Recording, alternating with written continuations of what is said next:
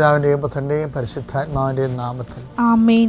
പ്രത്യക്ഷ പ്രാർത്ഥന നമുക്ക് പ്രാർത്ഥിക്കാം. അമ്മേ പരിശുദ്ധമ്മേ, അമ്മേ പരിശുദ്ധമേ, ദേവമാതാവേ, ദൈവമാതാവേ, കൃപാസനത്തിലൂടെ ഞങ്ങൾക്കും ഞങ്ങളുടെ ദേശത്തിനും അമ്മ മധ്യസ്ഥം തേടി തന്ന എല്ലാ അനുഗ്രഹങ്ങൾക്കും കൃപകൾക്കും ഞങ്ങളിപ്പോൾ ഹൃദയം നിറഞ്ഞ നന്ദി പറയുന്നു. അമ്മേ പരിശുദ്ധമ്മേ, അമ്മേ പരിശുദ്ധമേ, ദൈവമാതാവേ, 2004 ഡിസംബർ 7 ഉച്ചകഴിഞ്ഞ് 2:30 കൃപാസനത്തിൽ സംഭവിച്ച അമ്മയുടെ പ്രത്യക്ഷ തിരുസഭയ്ക്ക് സമർപ്പിച്ചിരിക്കുന്ന പഠനരേഖകളുടെ മേൽ സഭാത്മകമായ പഠനം ആരംഭിക്കുവാൻ ഞങ്ങൾ പ്രാർത്ഥിക്കുന്നു. അമ്മേ പരിശുദ്ധമേ, അമ്മേ പരിശുദ്ധമേ, ഭൂസ്വർലോകങ്ങളുടെ രാജ്ഞിയായ അങ്ങേയ്ക്ക് ഭൗമസംരക്ഷണത്തിനായി പ്രപഞ്ചപ്രകൃതിയെ തന്നെ തിരുസഭ പ്രതിഷ്ഠിക്കുവാൻ ഈ പ്രത്യക്ഷീകരണ വഴി ഇടയാക്കണമേ.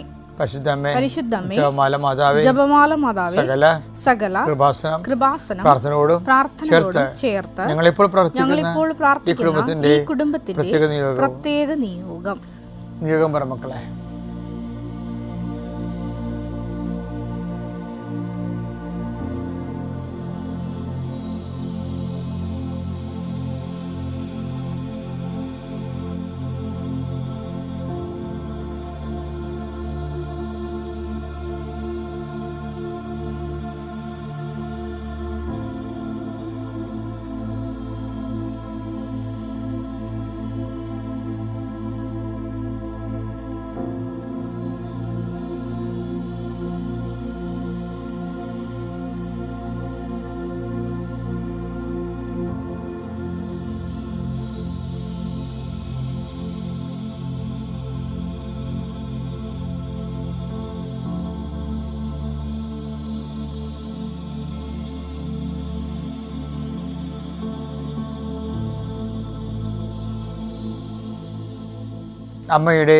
അമ്മയുടെ പ്രത്യക്ഷീകരണത്തിന്റെ അനുഗ്രഹവേളയിൽ ഞങ്ങൾക്ക് സാധിച്ചു തരുവാൻ കനിയണമേ.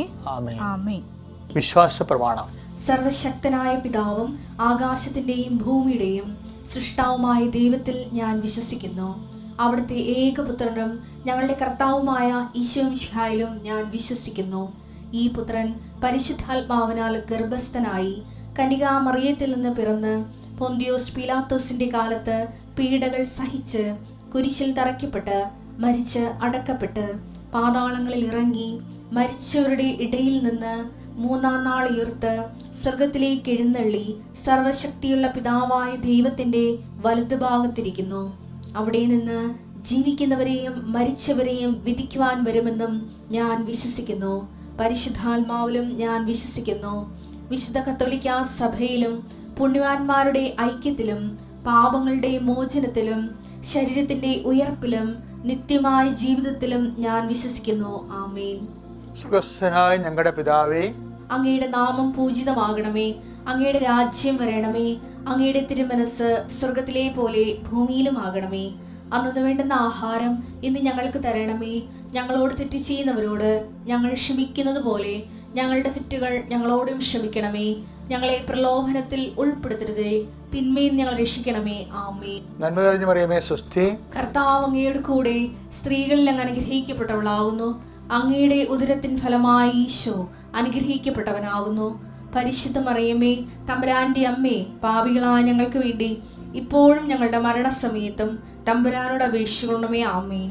എൻ്റെ കർത്താവിന്റെ ഉന്നതമായ നാമത്തിൽ സഭയുടെ അധികാരത്തിൽ കുരിശിന്റെ അടയാള ദേശത്തിയാൽ രോഗികളെ ആശ്വസിപ്പിക്കുന്നവനെ, അന്ധകാരത്തെ പ്രകാശത്തിലേക്ക് നയിക്കുന്നവനെ, മരിച്ചവനെ ഉയർപ്പിക്കുന്നവനെ, നിന്റെ തിരുനാമം സ്തുതി പറയുന്ന കർത്താവേ, നിന്റെ നാമത്തിൽ ഞാൻ ഈ പ്രാർത്ഥനകൾ ധൂപപ്രാർത്ഥനയായി ഉയരട്ടെ. നിന്റെ നാമത്തെ പ്രാർത്ഥനകൾ മഹത്വപ്പെടുത്തട്ടെ. ഇന്ന് പ്രഭാതത്തിൽ അങ്ങയുടെ മക്കൾക്ക് വേണ്ടി പ്രാർത്ഥിക്കുന്നു. കിടപ്പ് രോഗികളുണ്ട്, അതുപോലെ തന്നെ വീട്ടിൽ നിന്ന് പുറത്തു പോകാൻ പറ്റാത്ത രീതിയിൽ കടങ്ങൾ കയറി വന്നിട്ടുള്ളവരുണ്ട്. അതുപോലെ ജീവിക്കാൻ മാർഗമില്ലാതെ എന്ത് ചെയ്യണമെന്നറിയാൻ പോലാതെ എഴുന്നേറ്റ് വെറുതെ ജീവോത്സവം പോലെ കുത്തിയിരിക്കുന്നവരുണ്ട്. തലക്ക് ഭാരം പിടിച്ചവരുണ്ട്. വല്ലപാടും ചത്താൽ മതി എന്ന് ഓർത്തുകൊണ്ട് ഹൃദയത്തിനും തലക്കും കനം തൂങ്ങിയവരുണ്ട്. അവരെല്ലാം ഞാൻ അഡ്രസ്സ് ചെയ്യുന്നു. കൃപാസനത്താറെ ജീവനോടെ പ്രത്യക്ഷപ്പെട്ട പരിശുദ്ധ അമ്മയുടെ മധ്യസ്ഥതയിൽ ഇന്ന് ഈ ക്ലേശം പിടിച്ച മനുഷ്യർ ദൈവത്തിന് നാമത്തിൽ സംരക്ഷിക്കപ്പെടട്ടെ. നിന്നെ ബാധിച്ചിരിക്കുന്ന സങ്കടങ്ങൾ, സാമ്പത്തിക സങ്കടങ്ങൾ, അതുപോലെ തന്നെ നിന്നെ ബാധിച്ചിരിക്കുന്ന കുടുംബപരമായ ഭവിഷ്യത്തുകൾ, ഭാഗവെടുപ്പിന് നടക്കാത്തവർ നടത്തിക്കാത്തവർ, അതുപോലെ വീട് വെക്കാൻ അനുവദിക്കാത്തവർ, അതുപോലെ വഴിയില്ലാത്തവർ, വഴി കൊടുക്കാത്തവരെ, വഴി കൊടുക്കാൻ ന്യായമായിട്ട് വഴി കൊടുക്കാൻ പറ്റാത്തവർക്കും അതുപോലെ വഴി കൊടുക്കാനേ പറ്റാത്തവർക്കും എല്ലാം കുടുങ്ങിപ്പോയവരുണ്ട്. കർത്താവേ, അവരെല്ലാം സന്ധിക്കണമേ, പുതിയൊരു മാർഗ്ഗം കാണിച്ചു കൊടുക്കണമെന്ന് പ്രാർത്ഥിക്കുന്നു.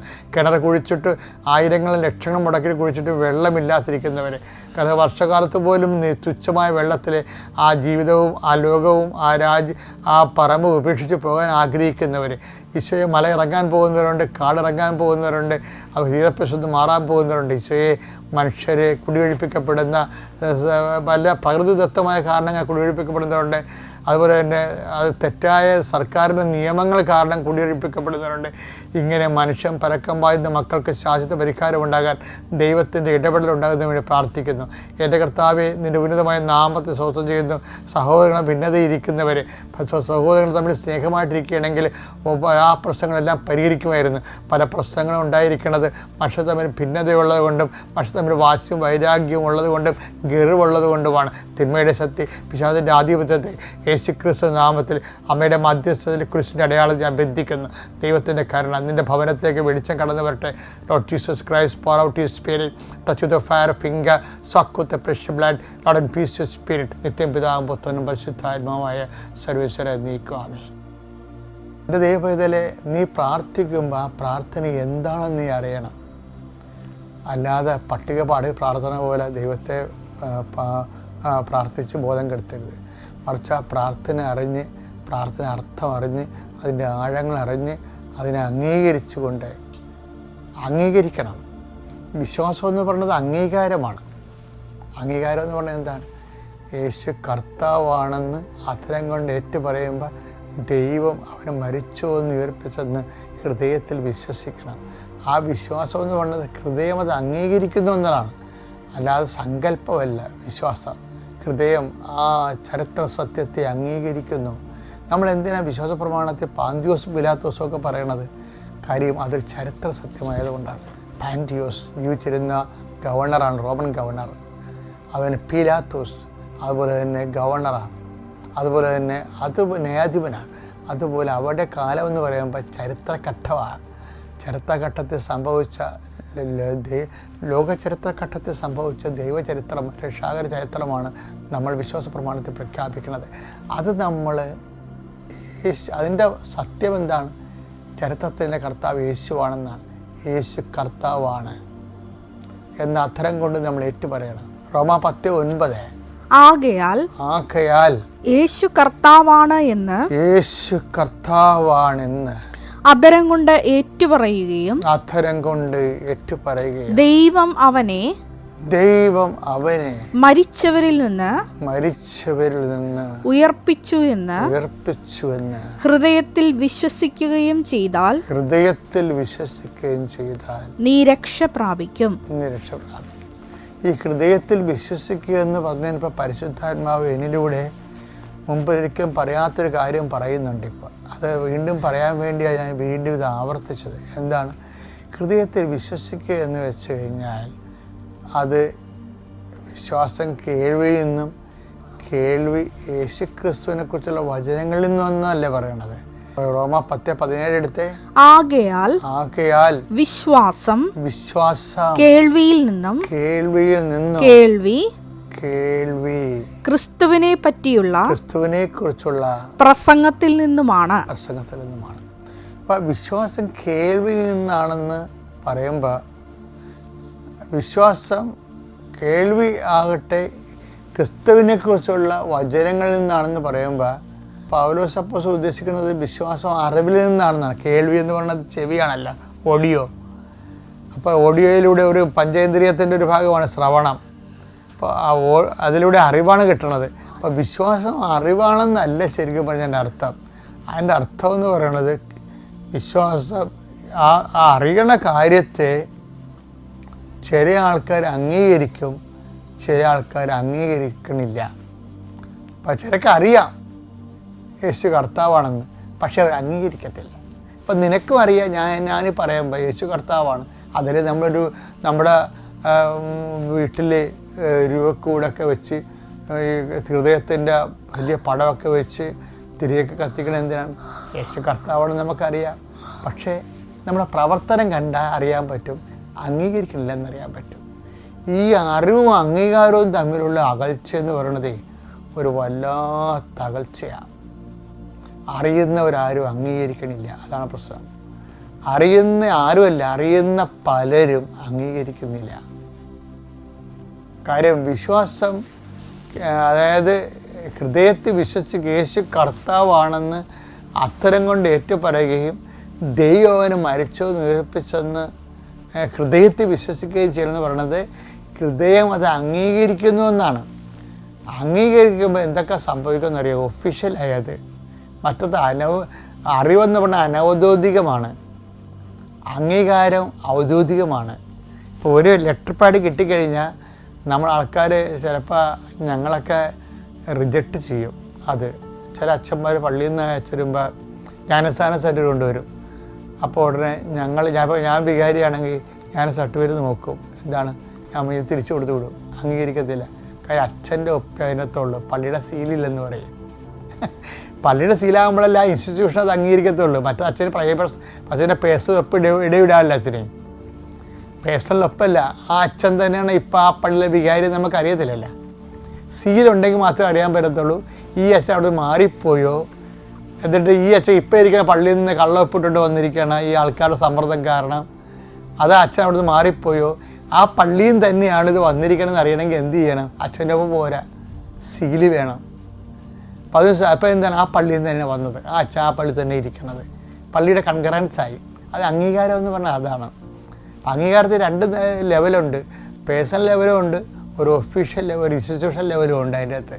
ഇപ്പോൾ യേശു കർത്താവാണെന്ന് അത്തരം കൊണ്ട് ഏറ്റുപറയണതും അത് അംഗീകരിക്കാതെ ഏറ്റുപറയാം. നമുക്ക് അംഗീകരിക്കുമ്പോൾ അംഗീകരിച്ച് ഏറ്റുപറയണതും തമ്മിൽ വ്യത്യാസമുണ്ട്. ഇപ്പോൾ ഒരു ക്യാൻസർ 4th സ്റ്റേജാണ്, ഡോക്ടർ പറഞ്ഞു ഇനി കീമോ എടുത്തിട്ടും കാര്യമില്ലെന്ന് ചിലരോട് പറയും. പക്ഷേ നിങ്ങൾ പറയും അത് ഡോക്ടറല്ലല്ലോ കർത്താവ്, യേശു അല്ലേ കർത്താവ് എന്ന് പറയുമ്പോൾ അത് അത്തരം കൊണ്ട് പറയണത് അംഗീകരിച്ച പോലെയാവും. അവിടെയാണ് വിശ്വാസം വഴി നീതിമാൻ ജീവിക്കുന്നത്. സർവശക്തനായ ദൈവത്തിന് സ്തുതി. ഞാൻ തിരുവല്ലയിൽ നിന്നാണ് വരുന്നത്. എൻ്റെ പേര് രാജിക തമ്പി എന്നാണ്. ജന്മം കൊണ്ട് ഞാനൊരു ഹിന്ദുവാണ്. ഞാൻ കൃപാസനത്തെക്കുറിച്ച്, ഞാനൊരു ഹെൽത്ത് ഡിപ്പാർട്ട്മെൻറ്റിൽ ജോലി ചെയ്യുന്ന ഒരാളായതുകൊണ്ട് തന്നെ ഞാൻ കൃപാസനത്തെക്കുറിച്ച് ധാരാളം കേട്ടിട്ടുണ്ട്. എങ്കിലും ഞാൻ സത്യത്തിൽ ഞാൻ നെഗറ്റീവുകളൊന്നും കേട്ടിട്ടില്ല. കാരണം ഞാൻ അത് കൂടുതൽ അറിയാൻ ശ്രമിച്ചിട്ടുമില്ല. പിന്നെ ഞാൻ ജോലി ചെയ്യുന്ന ഹോസ്പിറ്റലുകളിൽ ഇഷ്ടംപോലെ ആൾക്കാർ ഇങ്ങനെ കൊണ്ട് പത്രം കൊണ്ട് അവിടെ കൊണ്ടിട്ടിട്ട് പോകുമായിരുന്നു. അപ്പോൾ ഇങ്ങനെ ഓരോരുത്തർ അവിടെ ഇരിക്കുന്ന സ്റ്റാഫുകളൊക്കെ ഇങ്ങനെ ഓരോന്ന് കളിയാക്കിയൊക്കെ പറയും. അപ്പോൾ ഞാനും ചിരിച്ചിട്ടുണ്ട്. പക്ഷേ ഞാൻ ഈ പത്രം നിലത്ത് കിടക്കുന്ന സമയത്ത് ഞാൻ അതിനകത്ത് ദൈവികതയൊന്നും മനസ്സിലാക്കിയിട്ടൊന്നുമല്ല. ഒരു പത്രമാണല്ലോ, അത് പിന്നെ നമുക്കൊരു പൊതിയാനെങ്കിലും ഉപയോഗിക്കാമല്ലോ എന്നുള്ള ഒരു ഇതിൽ ഞാനെടുത്ത് എൻ്റെ ക്യാബിനകത്ത് വെക്കുമായിരുന്നു. അപ്പം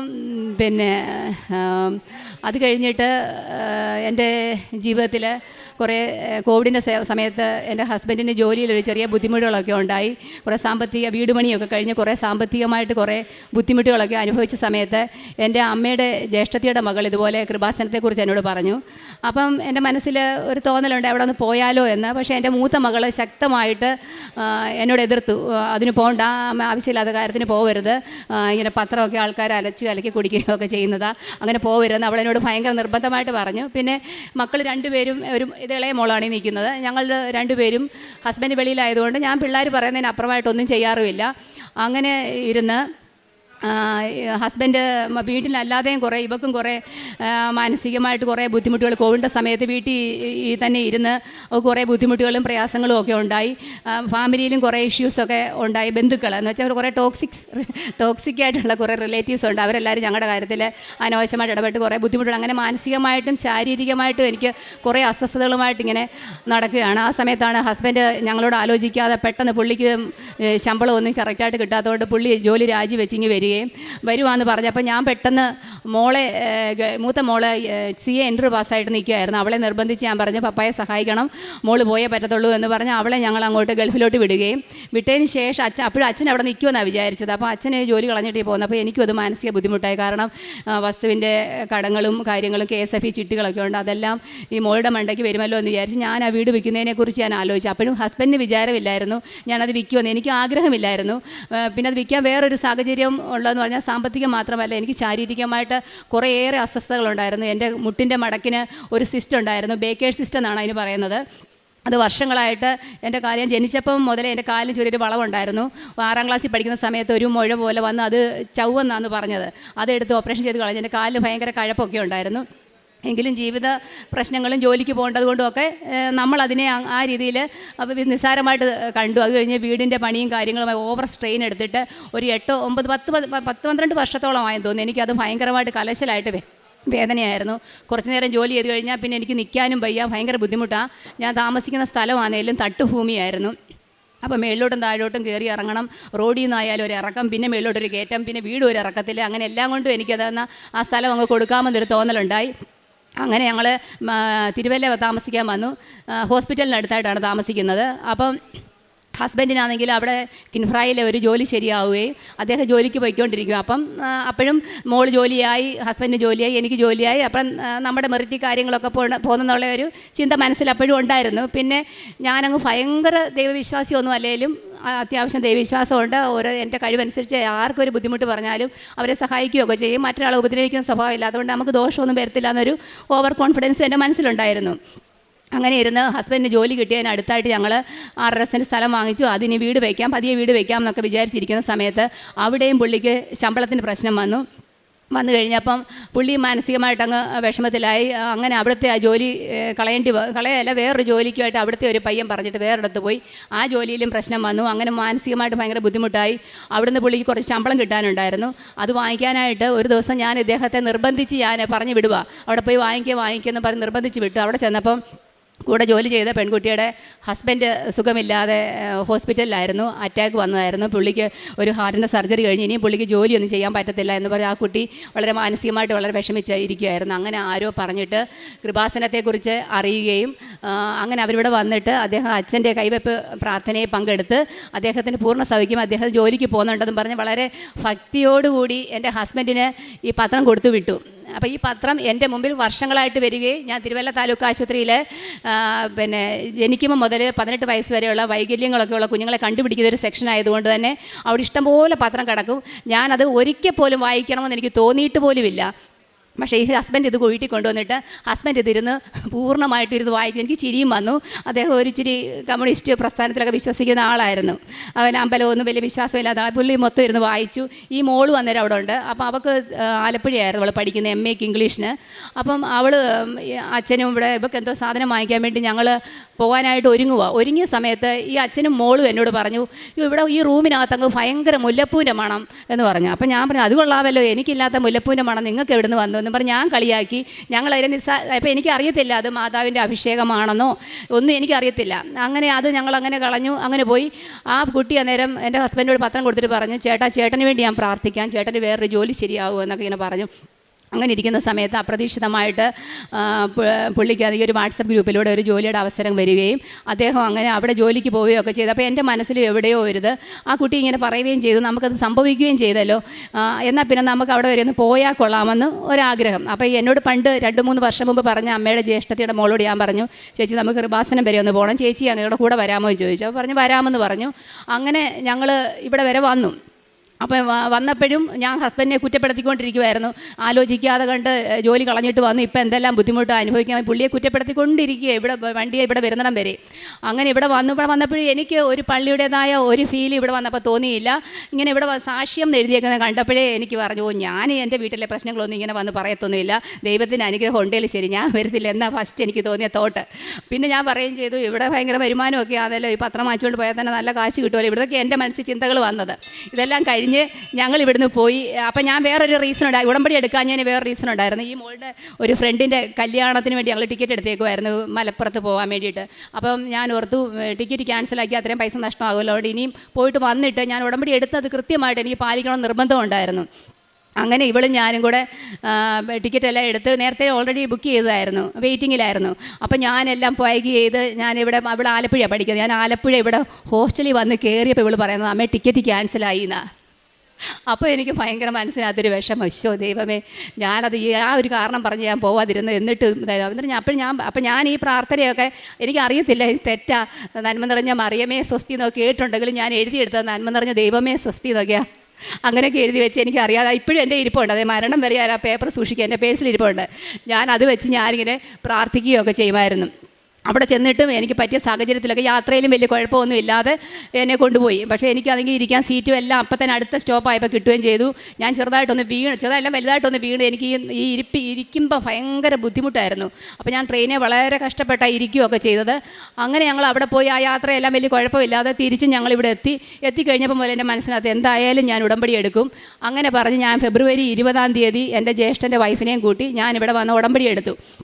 ഉടമ്പടി എല്ലാം വളരെ ഭംഗിയായിട്ടെല്ലാം ചെയ്ത് എല്ലാം കഴിഞ്ഞിട്ട് ഞങ്ങൾ കഴിക്കാൻ വേണ്ടി ഇതിൻ്റെ ഫ്രണ്ടിലെ ഹോട്ടലിൽ ഞങ്ങളവിടെ ചെന്ന് ഞങ്ങൾക്ക് ആഹാരം വിളമ്പി തന്ന വെയിറ്റർ ആണെങ്കിൽ അദ്ദേഹം ഞങ്ങളുടെ അടുത്തോട്ട് വന്ന ഒരു തുമ്മിയപ്പോൾ എനിക്ക് ദേഷ്യം വന്നു. ഞാൻ ഉടനെ തന്നെ പ്രതികരിക്കുന്ന ഒരാളാണ്. അപ്പോൾ ഞാൻ ചോദിച്ചു, ആഹാരം വിളമ്പി തരുന്നതിൻ്റെ മുമ്പിൽ നിന്ന് നിങ്ങൾക്കൊരു മാസ്ക് വെച്ച് കൂടാതെ അപ്പോൾ ചോദിച്ചു. അപ്പോൾ അയാളുടെ മുഖം വല്ലാതായി.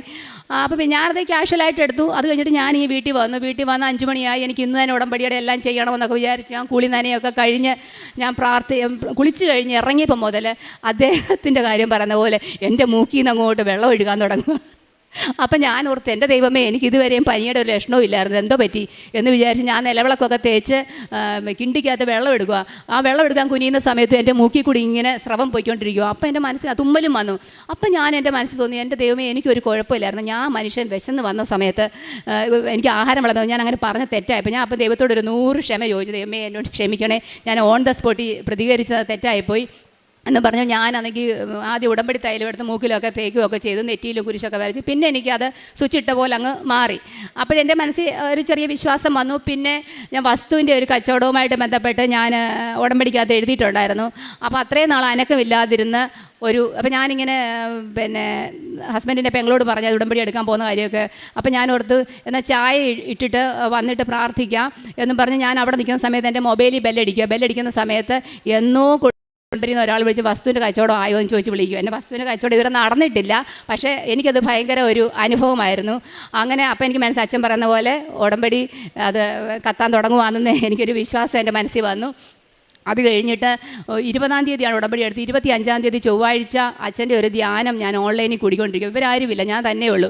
ഞാനത് കൂടിക്കൊണ്ടിരിക്കുന്ന സമയത്ത് അച്ഛൻ പറയുന്നുണ്ട്, നിങ്ങൾക്ക് വേദനയുള്ള ഭാഗത്തെല്ലാം കൈവെക്കുക. അപ്പോൾ എനിക്ക് തലവേദനയുണ്ട്, എനിക്ക് മൈഗ്രെയിൻ്റെ പ്രശ്നമുണ്ട്, എനിക്ക് ഈ മെനോപ്പോസിൻ്റെ കുറേ ബുദ്ധിമുട്ടുകളുണ്ട്, നടുവിന് വേദനയുണ്ട്, മുട്ടിന് വേദനയ്ക്ക് വെക്കണമെങ്കിൽ എൻ്റെ ശരീരത്ത് മൊത്തത്തിൽ വെക്കണം, അതേപോലത്തെ അവസ്ഥയാണ്. എന്നാലും പറ്റുന്ന പോലൊക്കെ വെച്ച് എനിക്ക് പറ്റുന്ന രീതി പ്രാർത്ഥിക്കുകയും ചെയ്തു.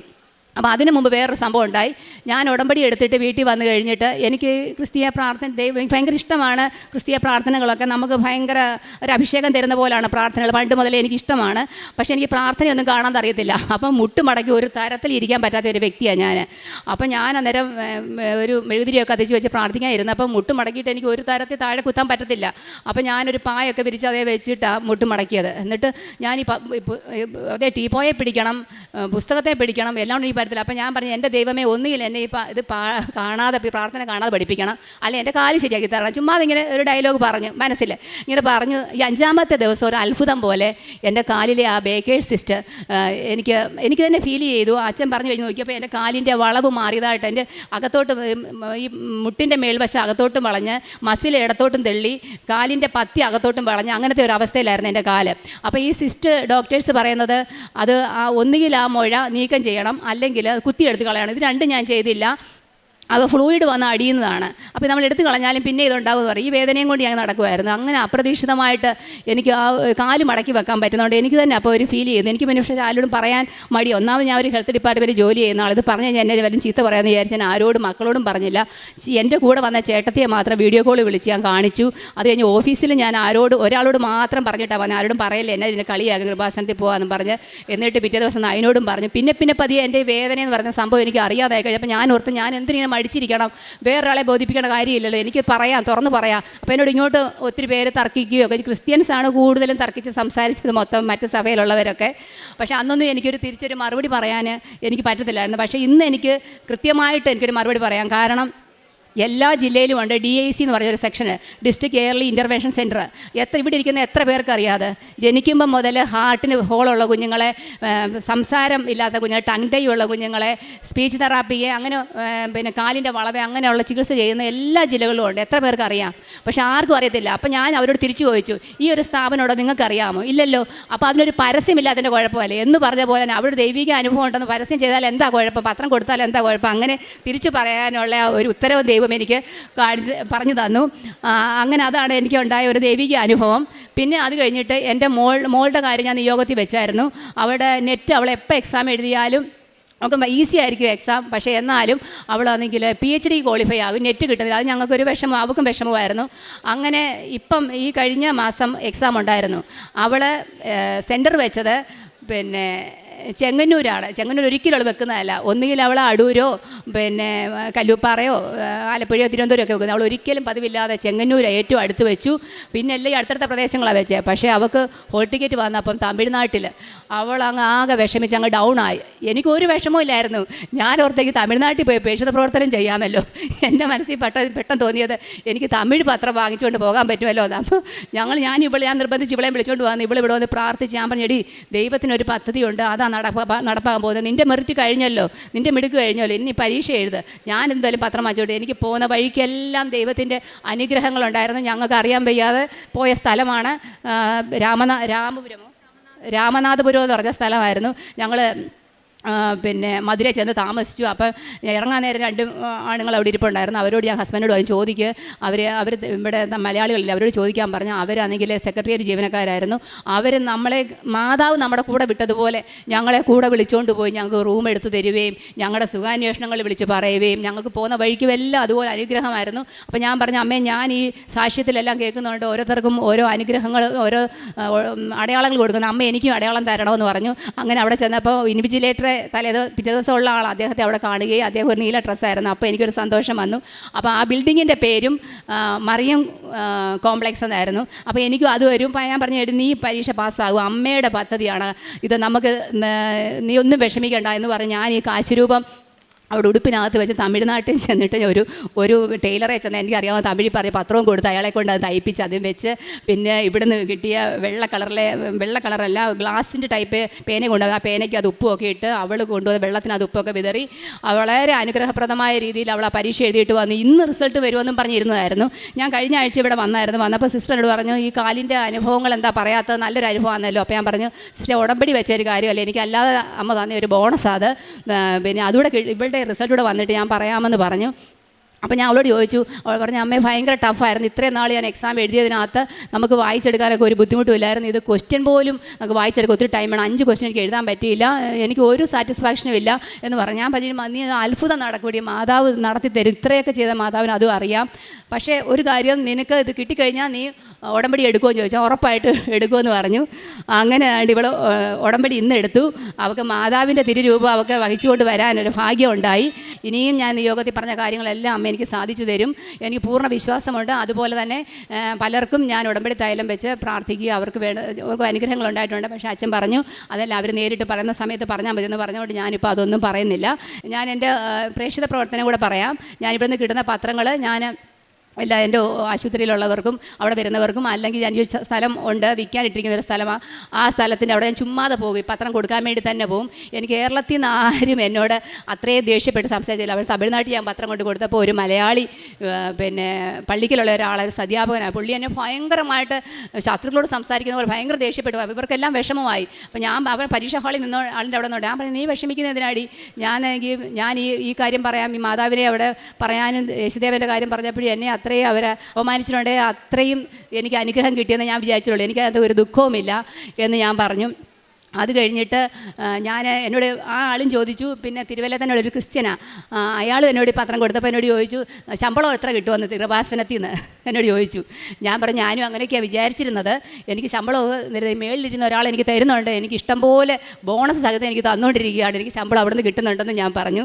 പിന്നെ കാരുണ്യ പ്രവർത്തനങ്ങളായിട്ട് എൻ്റെ മുമ്പിൽ വന്ന ആരെങ്കിലും ഒരു ആവശ്യം പറഞ്ഞാൽ ഇപ്പോഴല്ല എപ്പോഴായാലും എനിക്ക് എത്ര ബുദ്ധിമുട്ടുണ്ടെങ്കിലും ഞാൻ അവരെ സഹായിക്കാൻ ശ്രമിക്കാറുണ്ട്, അല്ലെങ്കിൽ ഞാൻ വേറെയിടത്തുനിന്ന് വാങ്ങിച്ചു കൊടുക്കാറുണ്ട്. അതുപോലെ ഹോസ്പിറ്റലിൽ ഫുഡൊന്നും ഉണ്ടായിക്കൊണ്ട് ചെല്ലാൻ പറ്റത്തില്ല, അത് കാരണം ഞാൻ അവിടെ പറഞ്ഞിട്ടുണ്ട്, ആർക്കെങ്കിലും എന്തെങ്കിലും ആവശ്യങ്ങളുണ്ട് എന്നോട് പറയണം. അങ്ങനെ ഒന്ന് രണ്ട് കാര്യങ്ങൾ എന്നോട് പറഞ്ഞ് ഞാൻ അത് ചെയ്യാൻ എനിക്ക് സാധിച്ചിട്ടുണ്ട്. ഇനി ആയാലും ഞാൻ കരുണ പ്രവർത്തനങ്ങളൊക്കെ ചെയ്യാൻ എനിക്ക് വളരെ സന്തോഷമുള്ള ആളാണ്.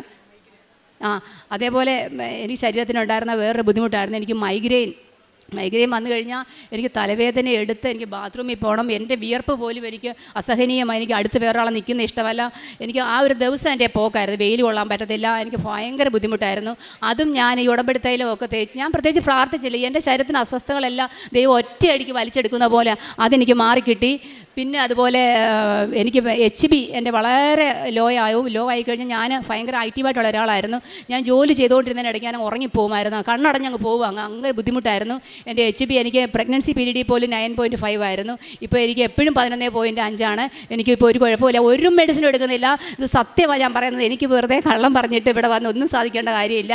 എൻ്റെ കയ്യിൽ അന്ന് ഞാൻ സ്റ്റോപ്പ് ചെയ്ത മെഡിസിൻ എല്ലാം എൻ്റെ കയ്യിൽ ഞാൻ അതുപോലെ കെട്ടിവെച്ചിട്ടുണ്ട്. അതുപോലെ ആണെങ്കിൽ ഈ ബേക്കേഴ്സ് സിസ്റ്റിൻ്റെ കാര്യം എൻ്റെ ഈ മോക്കാണ് എല്ലാവരേക്കാളും കൂടുതൽ അറിയാവുന്നത്. അവളാണെങ്കിൽ പിന്നെ അവൾക്കും അറിയാം, എൻ്റെ ഹസ്ബൻഡിനും എല്ലാവർക്കും അറിയാം. പക്ഷേ ഞാനിത് പൊതുസമൂഹത്തെ ബോധ്യപ്പെടുത്താൻ വേണ്ടി ഞാൻ കഴിഞ്ഞ ദിവസം പോയി സ്കാനിൻ്റെ റിപ്പോർട്ട് എടുത്തതാണ്. അപ്പോൾ ഡോക്ടർ പറഞ്ഞത് ആ സിസ്റ്റ് പൊട്ടിപ്പോയെന്നാണ് പറഞ്ഞത്. ഞാൻ ഓർത്തോയോട് ചോദിച്ചു, പൊട്ടുമോ സാറേ എന്ന് പറഞ്ഞു. അങ്ങനെ പൊട്ടാൻ ചാൻസ് ഇല്ല, ഒരിക്കലും പൊട്ടത്തില്ല, അങ്ങനെ സിസ്റ്റ് ഉണ്ടെങ്കിൽ എന്തിന് പൊട്ടിപ്പോയെന്നാണ് ഇതിൽ എഴുതിയിരിക്കുന്നത്. അങ്ങനെ ഒരു അത്ഭുതം എൻ്റെ കാലിനുണ്ടായി. പിന്നെ അതുപോലെ എൻ്റെ കാലിൻ്റെ നഖം, വലതുകാലിൻ്റെ നഖമാണെങ്കിൽ പൊടിഞ്ഞ് ഇളകിപ്പോകുമായിരുന്നു. അതും ഒരു സുപ്രഭാതത്തിൽ ഞാനതിനൊന്നും ചെയ്തിട്ടില്ല. പക്ഷേ ഞങ്ങളൊരു ട്രെയിൻ യാത്രയ്ക്കിടെ ഞാനൊരു സാക്ഷ്യം കേട്ടു, ഒരു ലേഡി അവരുടെ ഹസ്ബൻഡിന് ഇതുപോലെ ഒരു പ്രശ്നം ഉണ്ടായിരുന്നു, അത് ഉടമ്പടി തൈലം തേച്ച് മാറിയെന്ന്. അന്നാണ് ഞാൻ ശ്രദ്ധിക്കുന്നത് എൻ്റെ നഖത്തിന് ആ ഒരു പ്രശ്നം ഇപ്പോൾ ഇല്ലെന്നുള്ളത്. അതിനെല്ലാം ഇവളായിരുന്നു എൻ്റെ കാല് നോക്കുകയും എടുക്കുകയും ചെയ്യുന്നത്. ഇത് ഞാൻ സമൂഹത്തെ ബോധ്യപ്പെടുത്താൻ വേണ്ടിയാണ് ഇതെടുത്തത്. എനിക്ക് ദൈവത്തിൻ്റെ മുമ്പിൽ പറയുന്നതിന് ഒരു മടിയുമില്ല. ഞാൻ എന്നോട് വന്ന് ഈ കൃപാസനത്തെക്കുറിച്ച് എൻ്റെ അമ്മയുടെ ചേച്ചിയുടെ മോള് പറഞ്ഞപ്പോൾ ഞാൻ പൂർണ്ണമായിട്ടും വിശ്വസിച്ചു. ഹസ്ബൻഡിൻ്റെ കൂട്ടുകാരി പറഞ്ഞപ്പോൾ ഞാൻ വിശ്വസിച്ചു. അങ്ങനെ ഒരാളോടും ചെന്ന് കള്ളം പറഞ്ഞിട്ട് ഇന്നയുടെ ദൈവം ഉണ്ടെന്ന് പറയേണ്ട കാര്യമില്ല, എനിക്കും അതിൻ്റെ ആവശ്യമില്ല. പക്ഷേ ഇത് സമൂഹത്തെ ബോധ്യപ്പെടുത്താൻ വേണ്ടി മാത്രമാണ് ഞാനിത് ചെയ്തത്. എനിക്ക് ഇത്രയും കൃപകൾ തന്ന, എനിക്ക് പ്രാർത്ഥിക്കാൻ പോലും അറിയാത്ത എന്നെ ഇത്രയും ഇവിടെ നിന്ന് സംസാരിപ്പിക്കാനുള്ള അവസരം തന്ന ദൈവമാതാവിനും തിരുകുമാരനും ഞാൻ 1000 നന്ദി പറയുന്നു. തിരുകുമാരൻ എന്നൊക്കെ പറയാൻ ഞാൻ ഒത്തിരിയും കഷ്ടപ്പെട്ടു, എനിക്ക് വാക്കൊന്നും വരുത്തതേ ഇല്ലായിരുന്നു. ഞാൻ അതിന് തന്നെ കുറേ ദിവസം പ്രാർത്ഥിച്ചിട്ടുണ്ട്, എനിക്ക് ദൈവങ്ങളെ പറയാനുള്ള കഴിവും പ്രാപ്തി എനിക്ക് തരണേ. ഞാനൊരു ഹിന്ദു വിശ്വാസി ആയതിൻ്റെ ഞാനിനി എൻ്റെ മോക്ക് അങ്ങോട്ട് കൊടുക്കാം, അവൾക്കുണ്ടായ ഒരു അനുഭവം അവൾ പറയും. അമ്മ മാതാവിനും തിരുകുമാരനും 1000 നന്ദി. അമ്മ പറഞ്ഞതുപോലെ അമ്മയുടെ ഉടമ്പടി മേലാണ് ഞാനിപ്പോൾ ഇവിടെ വന്ന് നിൽക്കുന്നത്. അപ്പോൾ പരീക്ഷ ഞാൻ പലതവണ എഴുതിയിട്ടുണ്ട്. അപ്പോഴൊക്കെ ഞാൻ ഒരു കഴിഞ്ഞ പ്രാവശ്യം തൊട്ട് ഞാൻ ഒരു ഓൺലൈനായിട്ട് ഞാൻ കോച്ചിങ് കാര്യങ്ങളൊക്കെ എടുക്കുന്നുണ്ട്. അപ്പം കഴിഞ്ഞ പ്രാവശ്യം ഞാൻ ഭയങ്കര കോൺഫിഡൻ്റ് ആയിരുന്നു, എനിക്ക് കിട്ടും, ഞാൻ അത്ര നന്നായിട്ട് ചെയ്തിട്ടുണ്ട്, ഞാൻ അത്രയും കോൺഫിഡൻ്റ് ആയിട്ട് ഇരിക്കുകയായിരുന്നു. പക്ഷേ റിസൾട്ട് വന്നപ്പം എനിക്ക് PhD ക്വാളിഫിക്കേഷൻ മാത്രമേ കിട്ടിയിട്ടുള്ളൂ, അതിന് അഡ്മിഷൻ എടുക്കാനുള്ള ക്വാളിഫിക്കേഷൻ മാത്രമേ കിട്ടിയുള്ളൂ. അപ്പം അമ്മ എന്നോടിങ്ങനെ പറയുന്നുണ്ട്, അപ്പം അമ്മ ഇവിടെ വരുന്നുണ്ട്, തൈലമൊക്കെ വന്ന് എന്നും പ്രാർത്ഥിച്ച് ഞാൻ പഠിച്ചുകൊണ്ടിരിക്കുമ്പോൾ വന്ന് എൻ്റെ നെറ്റിയിൽ പുരട്ടിത്തരും, വായിൽ തേനൊഴിച്ച് തരും, അതേപോലെ ഉപ്പിട്ട് തരും. പിന്നെ കുറേ നാൾ കഴിഞ്ഞപ്പോഴത്തേക്ക് എനിക്കങ്ങ് വല്ലാതായി. ഞാൻ ഇടയ്ക്ക് അമ്മ കൊണ്ട് തലയിൽ നെറ്റിയിൽ തൈലമൊക്കെ പുരട്ടുമ്പോൾ ഞാൻ കൈ കൊണ്ട് തട്ടിയൊക്കെ മാറ്റിയിട്ടുണ്ട്. പോയി ഞാൻ എങ്ങനെയും പഠിക്കട്ടെ. അപ്പം അമ്മ പറയും നീ ആ പ്രാർത്ഥന പഠിക്കുക. ഞാൻ പറയും ഞാൻ എൻ്റെ പഠിക്കണോ അതോ പ്രാർത്ഥന പഠിക്കണോ എന്ന് പറഞ്ഞിട്ട് ഞാൻ ഒരുപാട് അമ്മയോട് ഞാൻ വഴക്കിടും. പക്ഷേ അമ്മ ഇവിടെ വരുന്നതിലോടൊന്നും എനിക്ക് വലിയ എതിർപ്പൊന്നുമില്ലായിരുന്നു. കാരണം അമ്മ ഇവിടെ വന്നതിന് ശേഷം ഒരുപാട് മാറ്റങ്ങൾ അമ്മയ്ക്ക് വന്നത് ഞാൻ നേരിട്ട് കണ്ടിട്ടുണ്ട്. അമ്മ ഒരുപാട് കാലിന് വയ്യ എന്നൊക്കെ പറഞ്ഞ് രാവിലെ ബഹളം തുടങ്ങും വീട്ടിൽ. എഴുന്നേക്കടി, അത് ചേടി, എന്നെ ഒന്നൊന്ന് സഹായിക്കടി, നിനക്ക് എന്താടി കണ്ണി ചോരയില്ല ഇവിടെ ഉള്ളവർക്ക് ആർക്കും എന്നൊക്കെ പറഞ്ഞിട്ട് അമ്മ കുറേ പറയുമായിരുന്നു. പക്ഷേ ഇവിടെ വന്നതിന് ശേഷം അമ്മയ്ക്ക് ഒരുപാട് മാറ്റം പോസിറ്റീവായിട്ടുള്ള. രാവിലെ എഴുന്നേറ്റ് അമ്മ കുളിച്ചിട്ടാണ് മുട്ടുമേൽ നിന്ന് പ്രാർത്ഥിക്കുന്നത്. അപ്പോൾ അതൊക്കെ കാണുമ്പം ഒരു ബെറ്റർ ആയിട്ടുള്ള ലൈഫ് സ്റ്റൈലിലോട്ട് അമ്മ ചേഞ്ച് ആയല്ലോ എന്നൊക്കെ ഓർത്തിട്ട് ഞാൻ പിന്നീടൊന്നും പറഞ്ഞിട്ടില്ല. അമ്മ ഓക്കെ പോകുന്നെങ്കിൽ പൊക്കോ, പക്ഷേ നമ്മളെ നിർബന്ധിക്കരുതെന്നുള്ള രീതിയായിരുന്നു. അങ്ങനെ ഇരിക്കുമ്പോഴാണ് പരീക്ഷയ്ക്ക് ഒരു മാസം മുന്നേ ആയിട്ട് ഇതേപോലെ അമ്മ എന്നെയും കൊണ്ട് ഇവിടെ വന്ന് അമ്മ പറഞ്ഞു നീ ഒന്ന് വാ. അപ്പോൾ ഞാൻ വിചാരിച്ചു എന്തെങ്കിലും ആട്ടെ, ഇപ്പം ഞാൻ പഠിച്ചിട്ട് ഇപ്പം എനിക്കൊന്നും കിട്ടാൻ പോകുന്നില്ല, എന്നാൽ പിന്നെ ഇതെങ്കിലും ആട്ടെന്ന് പറഞ്ഞ് ഞാനങ്ങ് വന്നതാണ്, ഒന്ന് പരീക്ഷണാർത്ഥം വന്നതാണ്. അപ്പോൾ ഇവിടെ വന്ന സമയത്ത് ഇവിടെ സിസ്റ്റർ ഇങ്ങനെ ഓരോ കാര്യങ്ങളൊക്കെ പറയുകയാണ്. അപ്പം മാതാവിൻ്റെ സാന്നിധ്യം, നമുക്ക് മുല്ലപ്പൂ അഭിഷേകമായിട്ട് വരാം, അല്ലെങ്കിൽ നമുക്ക് മഴവില്ല് കാണാം. അപ്പം ഞാൻ ഇതിൽ നിന്ന് ഇറങ്ങിയ പിന്നെ എപ്പോഴും ആകാശത്ത് നോക്കും മഴവില്ലുണ്ടോ, അല്ലെങ്കിൽ എന്തെങ്കിലും രൂപങ്ങളായിട്ടൊക്കെ നമുക്ക് കാണാം എന്നൊക്കെ ഇങ്ങനെ പറഞ്ഞിട്ടുണ്ടായിരുന്നു. അപ്പോൾ അതൊക്കെ എൻ്റെ മനസ്സിലുണ്ട്. അമ്മ ഇങ്ങനെ നമ്മളിരുന്ന് ഞങ്ങളെ കൊണ്ട് തന്നാലും ആ സാക്ഷ്യങ്ങളൊന്നും ഇരുന്ന് ഞാൻ കേൾക്കത്തില്ല. അപ്പോൾ അമ്മ ഞങ്ങൾ ഇരിക്കുന്നതിൻ്റെ അടുത്ത് അമ്മ സൈഡിൽ വന്നിങ്ങനെ ഇരിക്കും, ഞങ്ങളും കൂടെ കേൾക്കാൻ വേണ്ടിയിട്ട്. അപ്പം ഞാൻ നോക്കാതെ ഞാൻ പിന്നെ ശ്രദ്ധിക്കാൻ തുടങ്ങി എന്താണ് ഓരോരുത്തരും പറയുന്നത്. പ്രത്യേകിച്ച് പരീക്ഷയെക്കുറിച്ചുള്ള സാക്ഷ്യങ്ങളൊക്കെ വരുമ്പോൾ അമ്മ ഇങ്ങനെ എൻ്റെ അടുത്ത് വന്നിരിക്കുന്നത് ഞാൻ ശ്രദ്ധിക്കുന്നുണ്ട്. അപ്പം ഞാൻ ഡയറക്റ്റ് അതിലോട്ട് നോക്കുന്നില്ലെങ്കിലും ഞാൻ സൈഡിൽ കൂടെ അതിരുന്ന് ഇങ്ങനെ ശ്രദ്ധിക്കുമായിരുന്നു. അങ്ങനെ ഇരിക്കുമ്പോൾ ഞാൻ ഈ പറഞ്ഞ പോലെ ഏറ്റവും അടുത്ത് തന്നെ കിട്ടാൻ വേണ്ടി അവിടെ സെൻറ്റർ വെച്ചു. പക്ഷെ ഞങ്ങൾക്ക് കിട്ടിയത് രാമനാഥപുരമാണ്, തമിഴ്നാട്ടിൽ. അപ്പം ഞങ്ങൾ അവിടെ ചെന്ന് ട്രെയിനിൽ പോകുന്ന വഴിക്ക് അമ്മ ഇങ്ങനെ ഒരാൾക്ക് പത്രം കൊടുക്കുന്ന വഴി പുള്ളി പറയുന്നുണ്ട് കൃപാസനം പോലെ ഒരു പള്ളി ഇവിടെ ഉണ്ട്, മാതാവിൻ്റെ വലിയൊരു പള്ളിയാണെന്നൊക്കെ ഞങ്ങളിങ്ങനെ പറഞ്ഞു. മാതാവിൻ്റെ ഇതേപോലെ ഒരു പള്ളി, വലിയ മാതാവിൻ്റെ ഒരു പള്ളി ഉണ്ടെന്നൊക്കെ ഇങ്ങനെ പറഞ്ഞു. അപ്പോൾ ഞങ്ങൾ ശരി അവിടെയൊക്കെ പോകുന്നുണ്ടോ എന്ന് ചോദിച്ചു. അപ്പോൾ പറഞ്ഞു ഞങ്ങൾക്ക് ഇവിടെ സ്ഥലമൊന്നും അറിയത്തില്ല, ഞങ്ങൾക്ക് അറിയില്ല, ഞങ്ങൾക്ക് എവിടെയാണ് സെൻറ്ററിന് പോലും അറിയത്തില്ല, ചെന്നിട്ട് വേണം കണ്ടുപിടിക്കാൻ അങ്ങനെയൊക്കെ പറഞ്ഞു. ഇങ്ങനെ നമ്മളവിടെ ചെന്നു. ഈ പറയുന്ന പോലെ നമ്മളെ കൊണ്ടുപോകുന്ന പോലെ നമ്മളെ കൈ പിടിച്ചാണ് ആ മനുഷ്യന് വാ ഞാൻ റൂം എടുത്തു തരാം, നിങ്ങൾ ഒറ്റയ്ക്ക് പോയി കഴിഞ്ഞാൽ അവർ നിങ്ങളെ പറ്റിക്കും, കൂടുതൽ പൈസ വാങ്ങിക്കും, ഞാൻ റൂം എടുത്തു തരാൻ സാരമില്ല എന്നൊക്കെ പറഞ്ഞ് ഞങ്ങളുടെ കൂടെ വന്ന് എല്ലാം സെറ്റ് ചെയ്ത് വന്ന് അങ്ങനെ ഞങ്ങൾ പരീക്ഷയ്ക്ക് ചെന്നു. അവിടെ ഞങ്ങൾ തലേന്ന് പോയി സെൻറ്ററൊക്കെ നോക്കിയപ്പോഴത്തേക്കും അവിടെ മറിയം കോംപ്ലക്സ് എന്നാണ് എഴുതിയിരിക്കുന്നത്. അപ്പോഴേ അമ്മ പറഞ്ഞു ഇത് മാതാവ് നമ്മുടെ കൂടെ ഉണ്ട്, സഞ്ചാരി മാതാവാണ് നമ്മുടെ കൂടെ വന്നിട്ടുണ്ടെന്നൊക്കെ പറഞ്ഞു. അങ്ങനെ ഞങ്ങൾ മേളിൽ ആ സെൻറ്ററിൽ ചെന്ന് നോക്കുമ്പോൾ അവിടുത്തെ ഇൻവിജിലേറ്റർ അവിടെ നിൽക്കുകയാണ്. അപ്പം അമ്മ പറഞ്ഞു ഇതേപോലെ അമ്മ ഓർത്തു ഇതേപോലെ ചാരനിറം അതേപോലെ നീല നിറത്തിലുള്ള ഉടുപ്പൊക്കെ ഇട്ട് ആരെങ്കിലും അവിടെ നിൽക്കുന്നുണ്ടെങ്കിൽ അത് ഒരു പോസിറ്റീവായിട്ടുള്ളൊരു സൈനാണ്. അപ്പോൾ ആ കറക്റ്റ് ആ പുള്ളി അത് രണ്ടും ഇട്ടുകൊണ്ടായിരുന്നു അവിടെ നിന്ന് ഞങ്ങൾക്ക് ഇറങ്ങി വരുന്നതും ഒക്കെ. അപ്പോൾ അതൊക്കെ കണ്ടപ്പോഴത്തേക്ക് എനിക്കും പിന്നെ അന്ന് പിന്നെ പരീക്ഷ ഞങ്ങൾക്ക് ഉച്ചയ്ക്കായിരുന്നു. അന്ന് രാവിലെ അമ്മ പ്രാർത്ഥിച്ച സമയത്ത് എന്നോടും പപ്പയോടും പറഞ്ഞു നിങ്ങൾ വന്ന് മുട്ടിലിരുന്ന് പ്രാർത്ഥിക്കാൻ പറഞ്ഞു. ഞാൻ ശരിയെന്ന് പറഞ്ഞ് ഞങ്ങൾ വന്ന് ആദ്യമായിട്ട് മുട്ടുമേയിരുന്ന് പ്രാർത്ഥിച്ചു. അങ്ങനെ പരീക്ഷയ്ക്ക് പോകാൻ നേരത്ത് ഞാൻ കാശ് രൂപ അമ്മ എനിക്ക് ഇവിടെ തയ്ച്ചു വെച്ചാന്ന് ഞാൻ അതേ പിടിച്ചോണ്ടാണ്. എനിക്ക് ഭയങ്കര പേടിയായിരുന്നു ഇവർ പോകുന്ന സമയത്ത് കയറ്റുന്ന സമയത്ത് ആ ഫ്രിസ്കിംഗ് ഒക്കെ ചെയ്യുന്ന സമയത്ത് എങ്ങാനും പിടിച്ചു കഴിഞ്ഞാൽ പിന്നെ നാണക്കേടാണ്, കേരളത്തിൽ നിന്ന് വന്ന് ആകെ മോശമാകും എന്നൊക്കെ വിചാരിച്ച് ഞാൻ ഭയങ്കര ടെൻഷനായിട്ട് നിന്ന്. പക്ഷേ ഒന്നും ഇതില്ലായിരുന്നു. അവർ കയറിപ്പോക്കാളം പറഞ്ഞു ഏറ്റവും ആദ്യം എന്നെയാണ് കയറ്റി വിട്ടത്. അപ്പം ഞാൻ അവിടെ പോയി എൻ്റെ സീറ്റിൽ ചെന്നിരുന്നു. അങ്ങനെ സീറ്റിൽ ഇരിക്കുമ്പം എനിക്ക് അവിടെ ഒരു ജനാലയുണ്ട്, ജനാലയിൽ കൂടെ എനിക്ക് ആകാശം കാണാം. അപ്പം ഞാൻ വിചാരിച്ചു ദൈവമേ എനിക്ക് ഇവിടെ എന്തെങ്കിലും ഒരു രൂപം കാണിച്ചു തരണം, എനിക്ക് എളുപ്പമാണെങ്കിൽ അല്ലെങ്കിൽ എനിക്കിത് കിട്ടുമെന്നുണ്ടെങ്കിൽ എനിക്കൊരു രൂപം കാണിച്ചു. അപ്പം ഞാൻ കുറേയൊക്കെ നോക്കിയിട്ട് ഒന്നുമില്ല, കുറേ കാക്കയൊക്കെ പറന്നു പോകുന്നതല്ലാതെ വേറെ ഒന്നുമില്ല. അപ്പം കുറച്ച് കഴിഞ്ഞപ്പോഴത്തേക്കും ഒരു മുട്ടിൽ കുത്തി നിൽക്കുന്ന ഒരു രൂപം പോലെ എനിക്കിങ്ങനെ ആകാശത്ത് ഇങ്ങനെ കണ്ടു. അപ്പോഴത്തേക്കും എനിക്ക് ചെറിയൊരു സന്തോഷമൊക്കെ വന്നു. അപ്പം ഞാൻ വെച്ചാൽ ഞാൻ ഈ പരീക്ഷ ഞാൻ പൊളിക്കും, എനിക്കെല്ലാം അറിയാവുന്നതായിരിക്കും വരുന്നതെന്ന്. ക്വസ്റ്റ്യൻ വന്നപ്പോഴത്തേക്കും ഞാൻ ഇതുവരെ കണ്ടിട്ട് ഞാൻ ഇത്രയും ഒരു 4ാമത്തെ 5ാമത്തെ അറ്റംപ്റ്റാണ്, പക്ഷേ ഇതുവരെ കണ്ടിട്ടില്ലാത്ത രീതിയിലുള്ള ക്വസ്റ്റ്യൻസ്. മാത്സ് ഒക്കെ ആണെങ്കിൽ എനിക്ക് ഭയങ്കര പാടാണ്. ഇപ്പം ഫൈനൽ ആൻസർ കീ വന്നപ്പോഴും ഞാൻ ഒരു ക്വസ്റ്റ്യൻ ചെയ്തുകൊണ്ടിരുന്നാണ് എനിക്ക് അത്രയും സമയം പോയത്. എനിക്കൊരു 5 ക്വസ്റ്റ്യൻ ഞാൻ അറ്റൻഡ് പോലും ചെയ്തിട്ടില്ല. പക്ഷേ ഇന്നലെ റിസൾട്ട് വന്നപ്പോൾ ഞാൻ പാസ്സായി എന്നുള്ളതാണ്. അപ്പം എനിക്കറിയില്ല എത്രമാത്രം നന്ദി പറഞ്ഞാൽ മതിയാവും എന്നുള്ളത്. പിന്നെ ഞാൻ അന്നേ എഗ്രിമെൻ്റ് എടുത്തിരുന്നു. ഇവിടെ നിന്ന് പോയതിൻ്റെ അന്നേ ഞാനൊരു എഗ്രിമെൻ്റ് ഓൾറെഡി പറഞ്ഞിട്ടാണ് പോയത്. എനിക്ക് കിട്ടുവാണെങ്കിൽ എനിക്ക് അത്രയ്ക്ക് ഉറപ്പായിരുന്നു എനിക്ക് കിട്ടത്തില്ല എന്നുള്ളത്. അപ്പം ഞാൻ കിട്ടുവാണെങ്കിൽ ഞാൻ വന്ന് ഉടമ്പടി അടിക്കാം. കാരണം രാവിലെ എഴുന്നേക്ക് മുട്ടുമേ നിന്ന് പ്രാർത്ഥിക്കാമെന്നൊക്കെ പറയുന്നത് എന്നെക്കൊണ്ട് പറ്റുന്ന കാര്യമല്ല. അപ്പം ഞാൻ എന്നാൽ കിട്ടുവാണെങ്കിൽ വന്നേക്ക് ഉടമ്പടി എടുത്തേക്കാം. അമ്മ അന്ന് ചോദിച്ചു ഉടമ്പടി എടുക്കുന്നു, ഞാൻ പറഞ്ഞില്ല കിട്ടുവാണെങ്കിൽ എടുത്തേക്കാന്ന് പറഞ്ഞു. അങ്ങനെ ഇന്ന് ഞാൻ വന്ന് ഉടമ്പടി എടുത്തു. മാതാവിനെ ഏറിയാണ് ഞാൻ ആ ഒരു പ്രദക്ഷിണം വന്നത്. അപ്പം ഒരുപാട് നന്ദി. ഞാൻ ഇനിയും എൻ്റെ സാക്ഷ്യം പറയാനായിട്ട് ആയിരിക്കും ഇവിടെ വരുന്നത്. മാതാവിനും തിരുകുമാരനും 1000 നന്ദി. അതുപോലെ ഒരു കാര്യം കൂടെ പറഞ്ഞോട്ടെ. എക്സാമിൻ്റെ റിസൾട്ട് ഇന്ന് വരുമെന്നാണ് പറഞ്ഞത്. ഇന്നലെ വൈകിട്ട് ഞാൻ ജോലിയൊക്കെ കഴിഞ്ഞ് വന്ന് 5 മണിയായപ്പോൾ ഞാൻ ചോദിച്ചെടി നാളെ റിസൾട്ട് വരുമോ, 5 മണി ആകുമ്പോഴത്തേ വരുമോ? അന്നേരം പറഞ്ഞു വരുമായിരിക്കുമെന്ന് പറഞ്ഞു. അപ്പോൾ ഞാൻ അവിടെയൊക്കെ ചായയൊക്കെ ഇട്ട് കുടിച്ചിട്ട് ഞാനും ആ ദിവാനിൽ അവിടെ കിടന്നുകൊണ്ട് ഞാൻ കുറേ സാക്ഷ്യങ്ങൾ ഇങ്ങനെ കേട്ടുകൊണ്ടിരിക്കും. അതും പിള്ളേരുടെ വിദ്യാഭ്യാസപരമായിട്ടുള്ള കാര്യങ്ങളൊക്കെ കേട്ടുകൊണ്ടിരിക്കുന്ന സമയത്ത് ഒരു 7 മണി ആവാറായി കാണുമായിരിക്കും.